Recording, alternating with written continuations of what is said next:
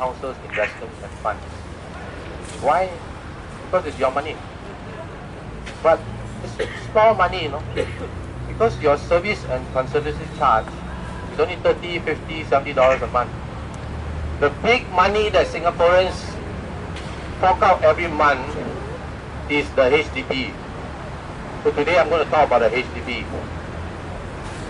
Last month in Parliament, the question was asked, how many HDB flat owners cannot pay their housing loan? The answer, 33,000. 8% of total HDB concessionary loans are in areas for more than 3 months. Can you imagine, you walk to the HDB flat behind you or everywhere in Singapore, every floor you go, you count 12, it's about 1 in 12. You count 12 and one of them can't pay for more than 3 months. Isn't that a very serious problem?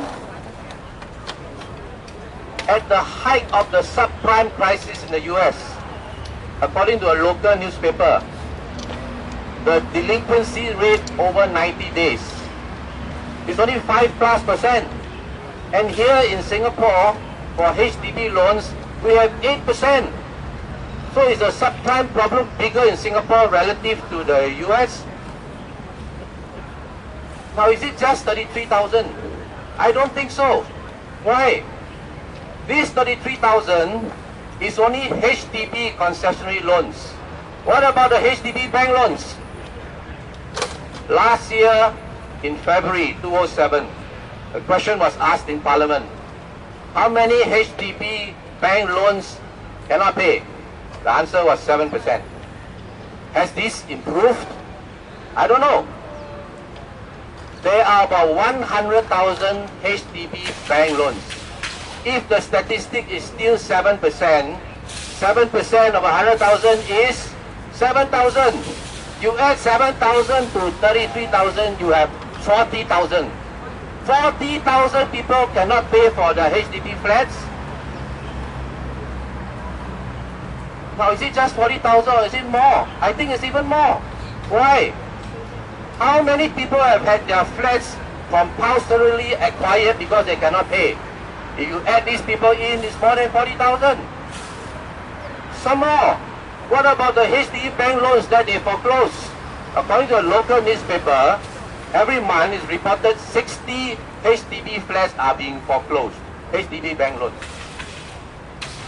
What about those who cannot pay and therefore gave up their flats? You know, a lot of people, they cannot pay, they sell in the open market. Why? Because they are afraid that if the flat is compulsorily acquired, the valuation may be much lower than they sell in the open market. So if you add all this together, what is the total figure? I don't know. The HDB used to publish every year a statistic called Financial Assistance to HDB Flat Dwellers. For this year and last year in the annual report, this statistic has disappeared.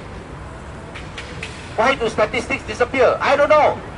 2 years ago, the statistic was 28,000 plus.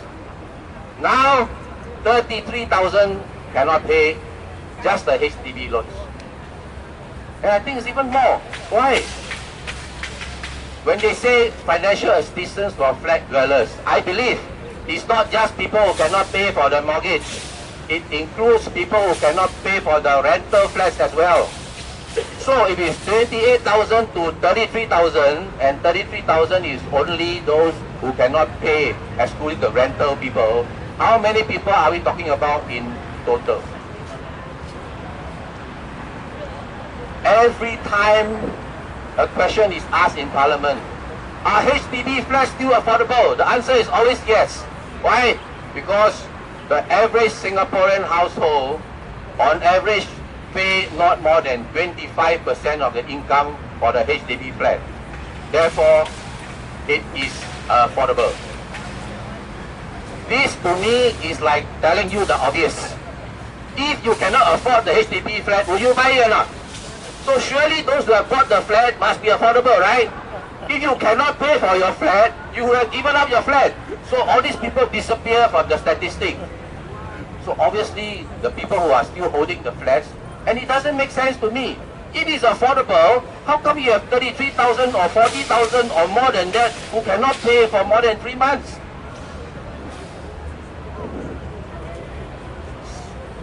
This year, we have a new statistic in the HDB annual report. I think most of you don't read HDB annual report very thick. Huh? I also don't read, but every year I just try to find this statistic.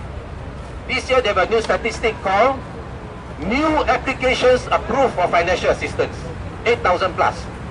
If in 1 year 8,000 more people will approve new people, what about the existing people? How come you only tell us the new one, the old one disappeared for the last 2 months?